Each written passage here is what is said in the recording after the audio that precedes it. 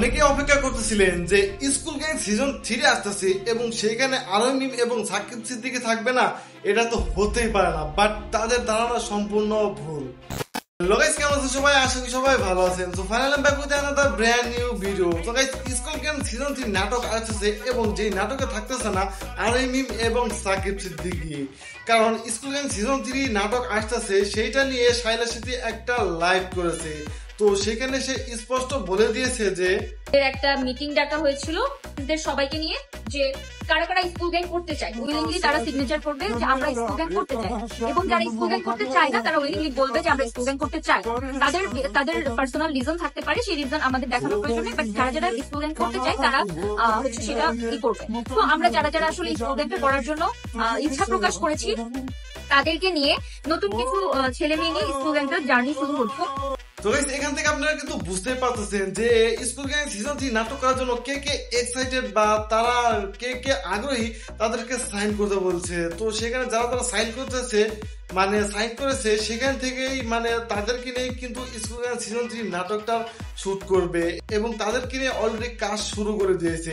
কিন্তু সেখানে আরোহী মিম এবং সাকিব সিদ্দিকী সাইন করে নেয়, যার কারণে তারা নিজের ইচ্ছায় এই স্কুল গ্যাং সিজন 3 থেকে তারা বিরত রয়েছে।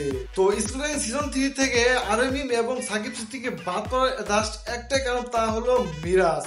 কারণ স্কুল গ্যাং সিজন 3 তে যদি কাজ করতে হয় তাহলে মিরাজের সাথে জুটি হিসেবে কাজ করতে হবে আরোহী মিমের, আর যেটা আরোহী মিম এবং সাকিব সিদ্দিকী একদমই চায় না, যার কারণে তারা সে চায় এই স্কুল গ্যাং সিজন 3 করবে না বলে তারা সেখানে সাইন করে নাই।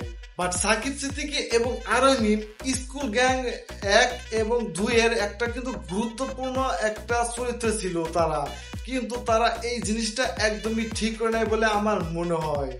তো স্কুল গ্যাং সিজন 3 থেকে আরোহী মিম এবং সাকিব সিদ্দিকী নিজের স্বেচ্ছায় বাদ দিয়েছে। তো অনেকে হয়তো ভেবেছিল যে হয়তো তাদেরকে সারপ্রাইজ হিসেবে রাখছে, কিন্তু শায়লা সিদ্দিকীর এই লাইভটা দেখে আমার যতটুকু মনে হয় যে তারা যেহেতু সাইন করে নাই, যার কারণে তারা এই নাটক থেকে বিরত রয়েছে।